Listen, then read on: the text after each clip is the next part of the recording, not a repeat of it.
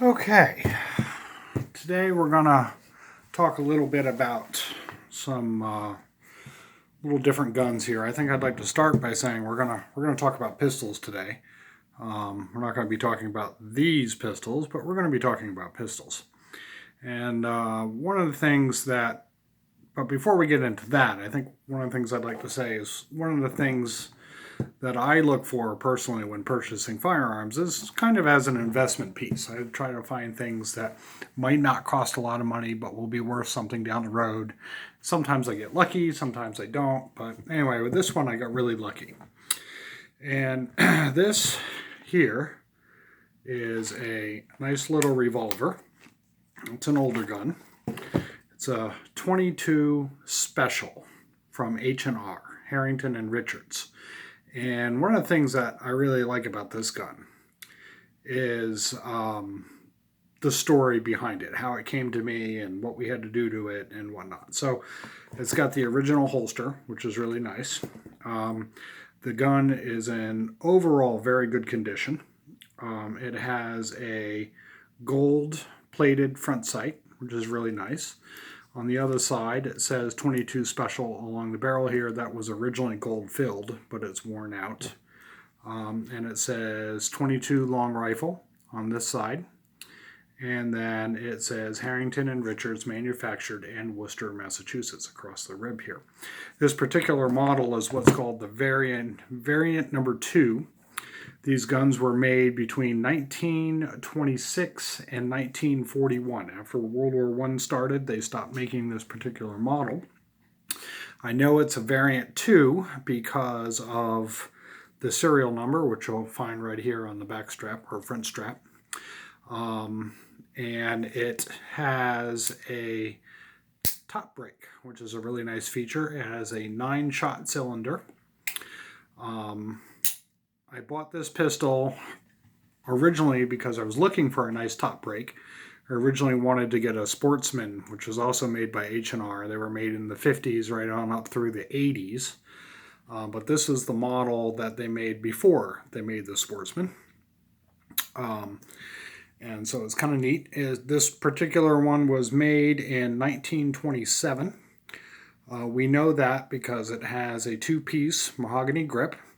It did have a little hump that stuck out here as a target grip. And you can see where somebody had gone and, filed, sanded it off or chipped it off with a chisel and sanded it in there, which I actually think is an improvement. It holds much better in your hand. It's very nice. It's double action and single action.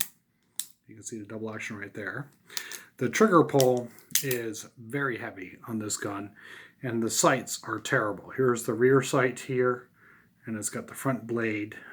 You can barely see, if you were to look here, that rear sight is tiny, tiny, tiny, tiny. So it's got a heavy trigger pull. The sights are terrible, but it's kind of an interesting pistol nonetheless.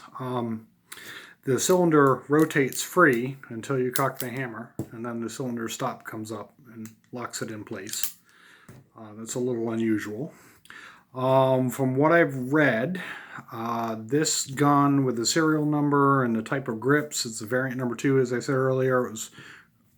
Guess it's 1927 is when it was made. I've also read that this particular model, you should probably shoot 22 standard velocity or low velocity. You should not shoot high velocity through these. They made a model beginning in 1932 that had a reinforced cylinder for the high velocity rounds, but this predates that. The other interesting thing about them is they are, what was I going to say? 2-piece wooden grip, standard velocity. It's quite old, heavy trigger pull, terrible sights. That's about it. This particular gun I bought at an auction for $25. When it arrived, I found out why it was $25. It was because the cylinder and action were completely out of time with each other, and it didn't work. It was all messed up. And I finally, after digging around, I found a company, Pullman Arms in Worcester, Massachusetts, same place where this gun was manufactured. and they specialize in repairing these old guns, and they do something that's called micro welding. They're the only ones that really have that capability, but they would go in here and they'd add metal on here through their micro welding process to make sure that it engages with the hand in the right place and put it back into time. So they did that, brought this gun back from being useless to being quite collectible. And now, a couple years later, these show up on Gunbroker for quite a bit of money. I was a little surprised when I noticed that, or saw that they were going for about $350 to $400, which is quite a bit more than I paid for this gun.